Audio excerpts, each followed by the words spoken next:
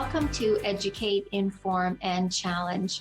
My name is Teresa MacLennan, and I'm the Executive Director of the Women and Children's Shelter of Barrie. We're so thankful that you are with us today. The goal of our program is to talk about the lives and experiences of women.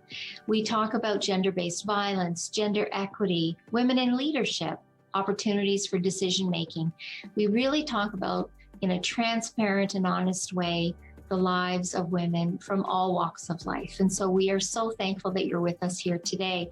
Before we begin and welcome and have a great discussion with my wonderful guest, we do want to acknowledge and thank our Indigenous community and elders and history for allowing us to share in this space, on this land, to have these conversations. We thank you so much.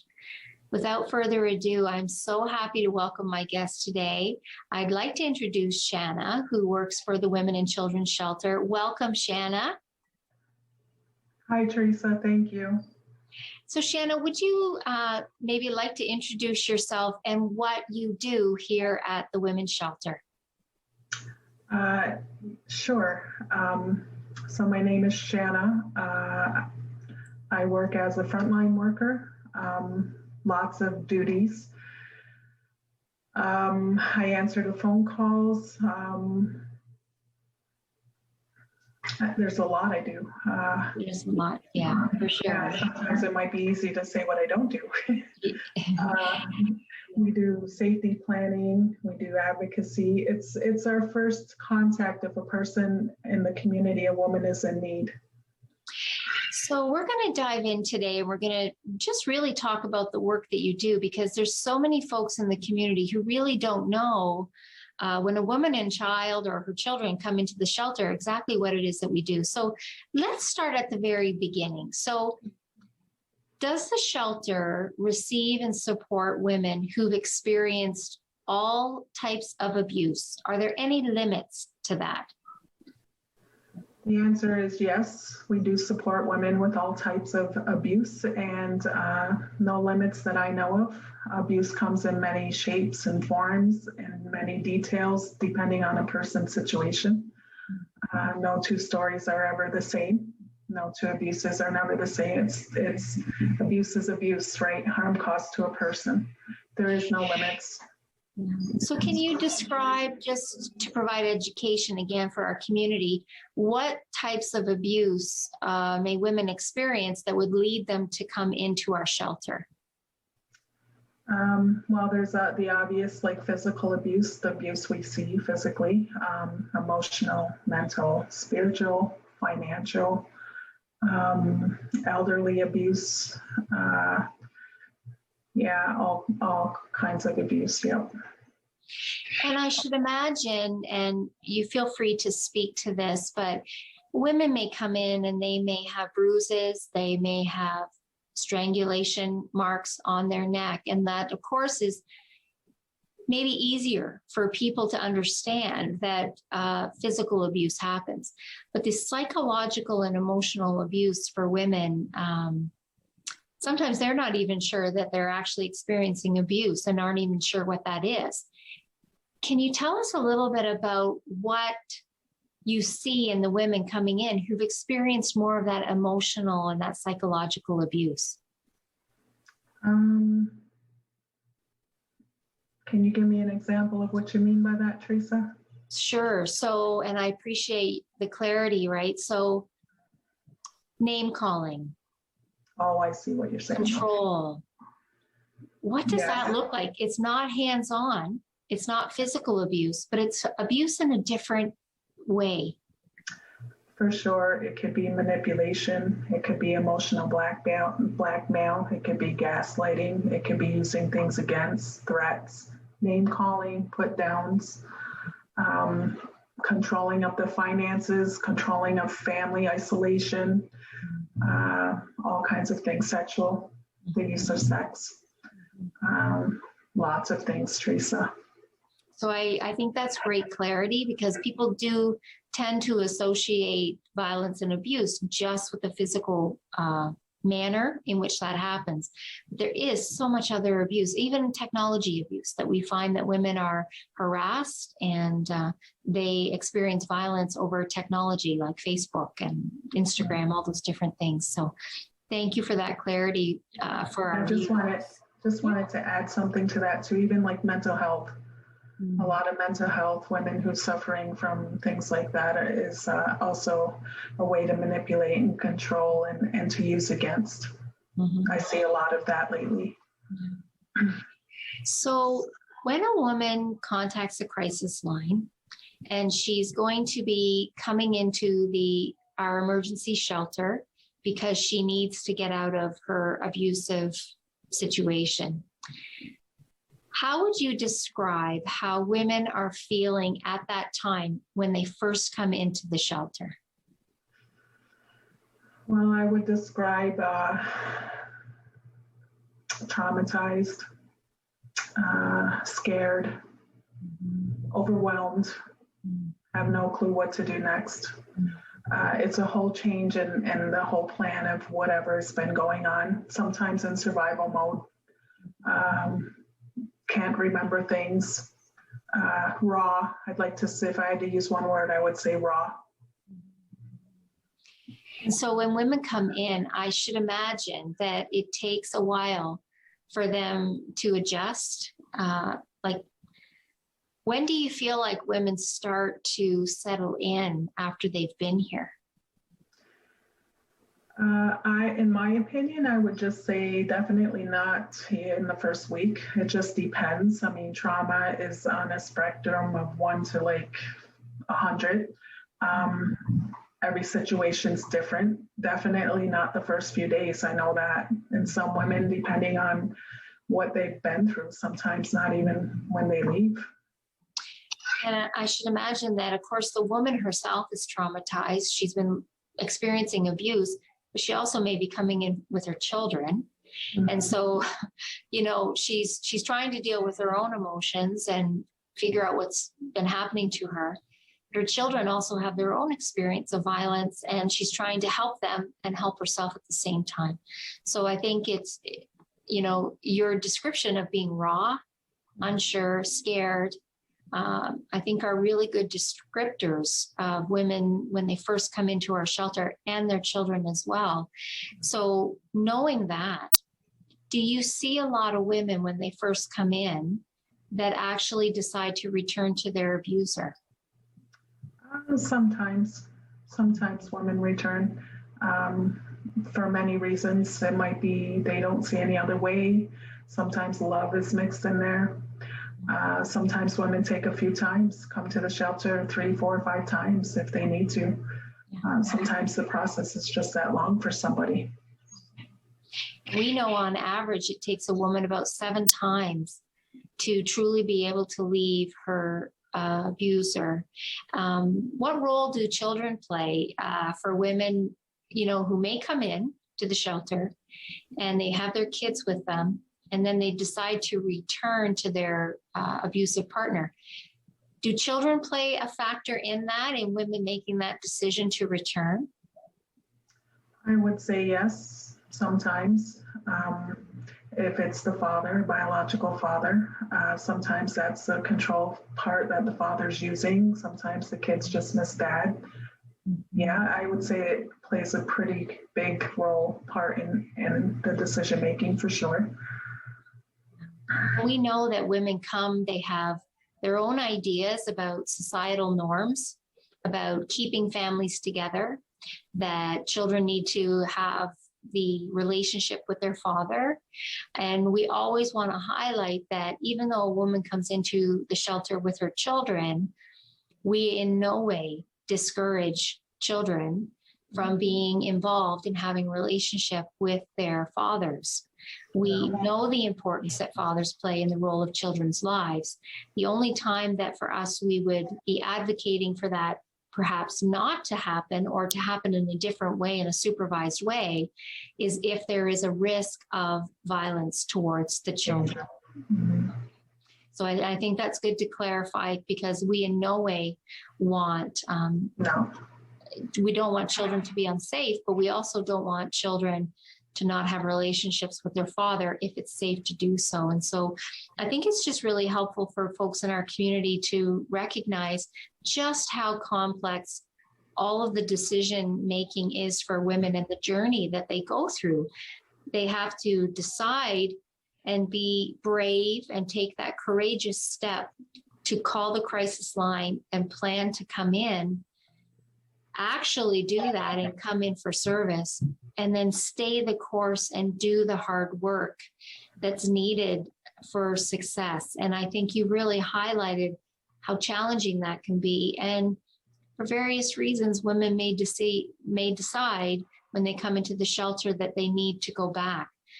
But knowing that, Shana, I want to ask you this kind of pointed question.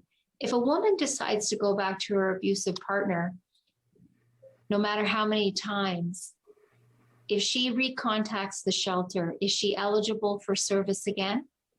Of course, we reassess anytime and call, even if it's a week later, a day later, a year later. Of course, yes. And I wanted to add what you were saying too, Teresa. There's no one way to be successful, and there's no one way to do the service. It doesn't look in any way whatsoever. It's whatever the woman's situation is. And every situation's different.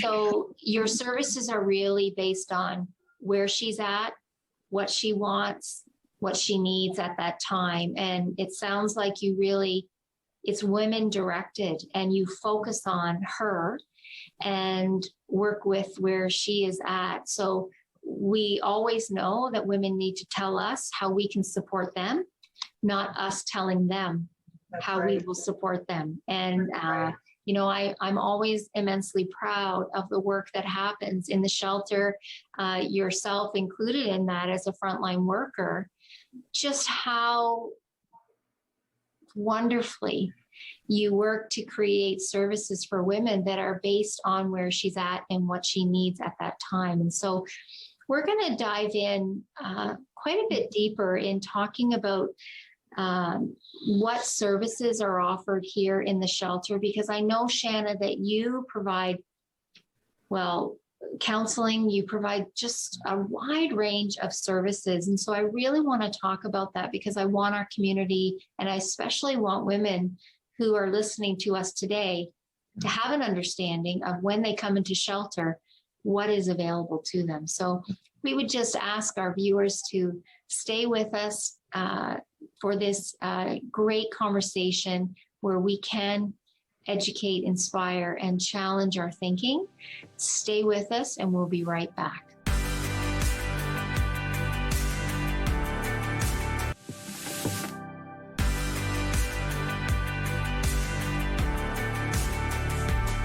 Welcome back to Educate, Inform, and Challenge.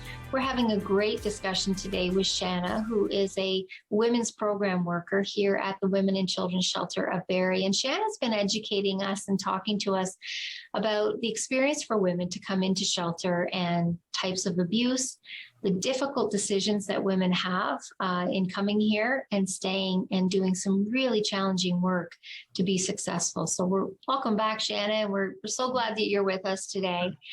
So I wanted to kind of circle back to what you actually do for women when they come in. So a woman comes in and she has no idea what she needs, what she wants. What do you provide? What service do you provide to that woman? Well, I would say it starts even before a woman comes in, because it starts right from the first phone call. Mm-hmm. So even if we don't have space available, we definitely could still help women with safety planning, referring to places in community, how the housing, housing applications go, where to find things on the internet. We can refer to family court support worker program or anything in our outreach program that we provide in shelter if the woman chooses not to come in. So there are many things, even if someone calls in and feels like committing suicide, or someone call in being human trafficked, or if they're having trouble in the community. I mean, even if it's not a person doing intake or coming in, we could still help right from the phone call. And once we do what we call an assessment, we assess the situation. All that means is just we gather all the details from a person to see what's going on, what is the crisis, what's happening. And then from those details, then we can help make a plan depending on what it is she's asking help for. So it really sounds like from that first initial phone call, you are building trust and really the initial groundwork of a relationship with that woman. And I think trust is a big thing because we know that women have been in an abusive relationship with somebody who they thought loved and trusted them. And so trust can be broken and they may come with a lack of trust. That's right. And I find, Teresa, that from how I like to work with women, trust is one of the most important things I try to build right away. Sometimes it's not even just broken trust from a relation. It might be broken trust from a community member or another agency or family member. It's not always just with the partner. So depending on the level of what's going on in a person's life, trust, I think, is very important. So how do you build that trust then, Shana? Like, how do you do that? Well, I listen. I listen to what a person's saying. I try to hear with my heart. Sometimes they're saying more than the words that they're saying. And I try to, I don't try to because I actually feel empathy for a person. No matter what they've been through, it's usually heartbreaking or very sad or something like this when they call. They're not usually calling for the best of reasons. So I think just some compassion goes a long way. I think that's where I would start. And certainly what I know about you and of course all of our wonderful women who work here, because we are a feminist organization all of our employees are women only. I know that, we approach every woman with dignity and respect and work hard to build relationships so that women feel that respect and that there's no judgment to their experience. No, I try to come from a place where their experience is their experience. I don't try to know what their experience is, but I definitely can empathize and listen to what they have to say. Mm-hmm. And I think that really helps a lot. Sometimes if a person has a brain injury, for example, they might not be able to articulate, or if they lack the skills or their education isn't the best with words, whatever the case may be. And I think just also, talking about the non-judgmental way that we provide service to women. And I have said this before in our show, that as an agency, we don't create barriers for women to be able to come in. So we do support women who have some significant mental health needs, may be involved in human trafficking. They may be active in their substance use.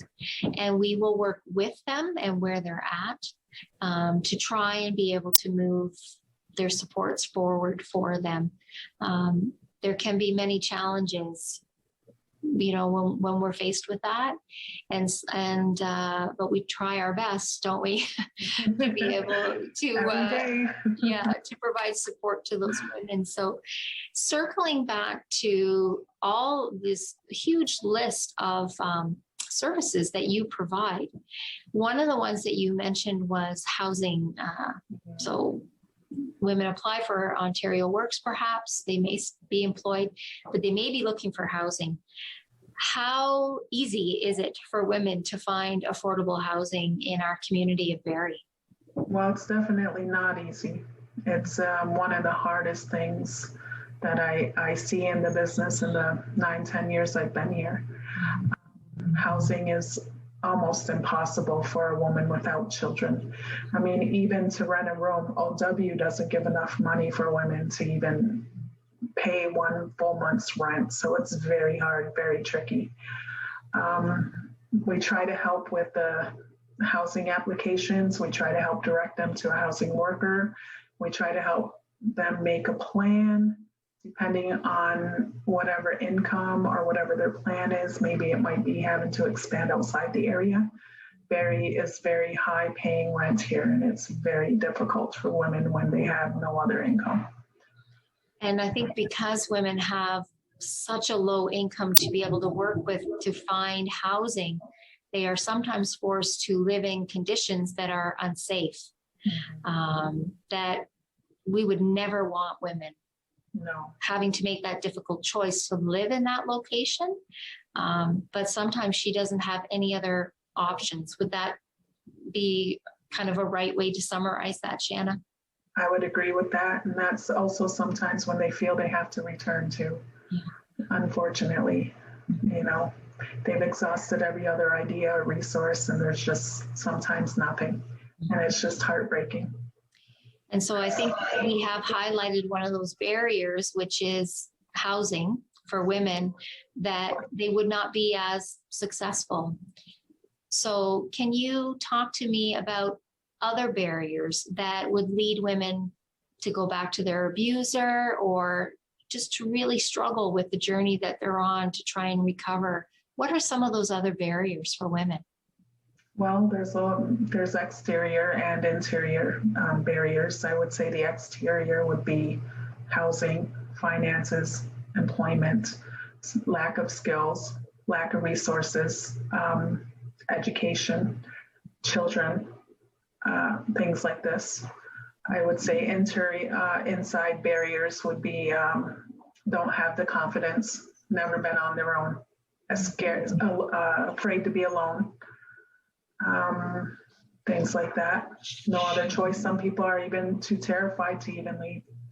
If they stay gone, sometimes they feel like the fear they have to go back in order to be safe, unfortunately, if the person is that dangerous, right?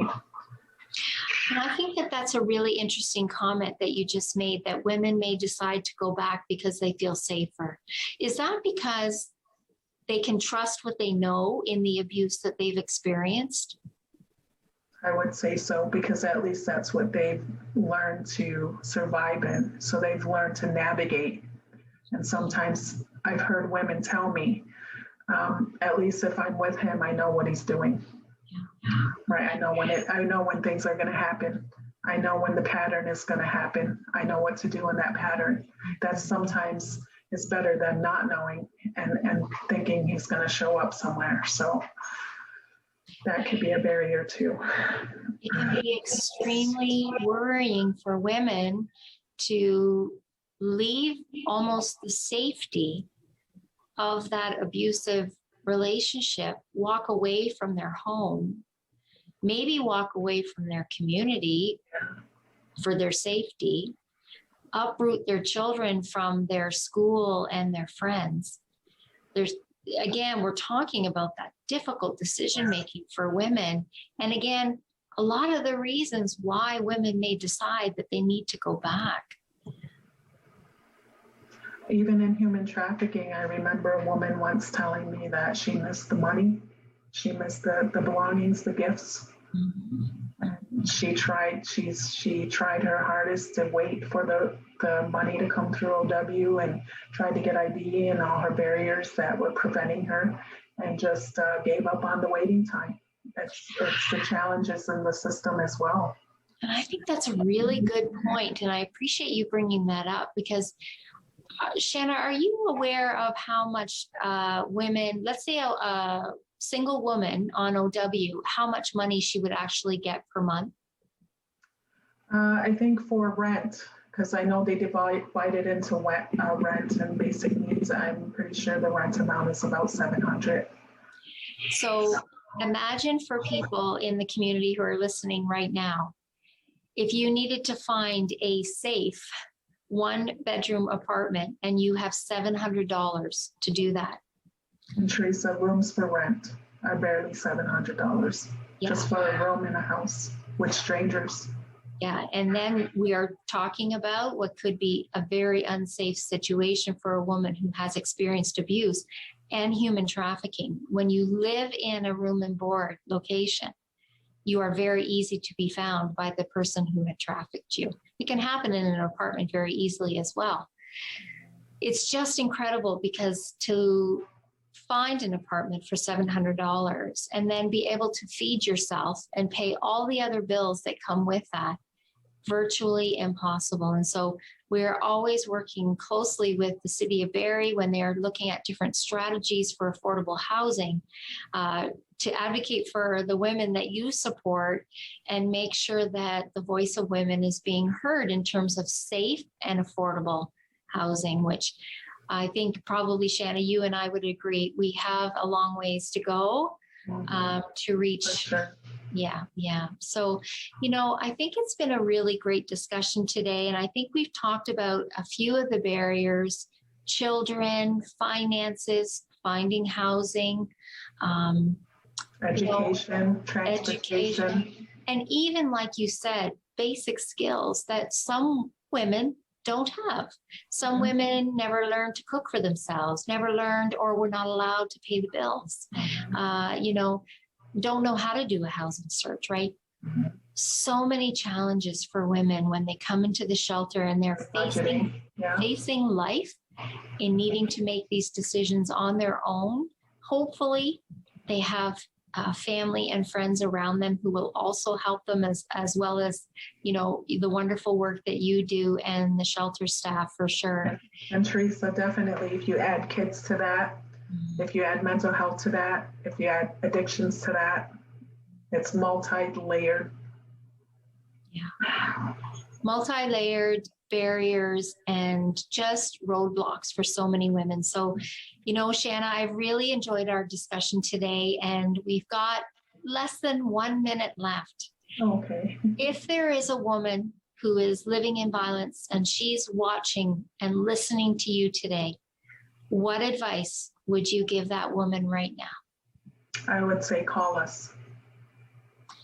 No matter whatever question, whatever answer you don't know, call us anyway. 24 hours. Yeah. So our crisis line, like Shana said, is 24 hours a day, 705-728-2544. Please give us a call. There isn't anything that you're going to tell us that we haven't heard before. We thank you so much for being with us today, our wonderful community. Please join us again for Educate, Inspire, and Challenge. Bye-bye.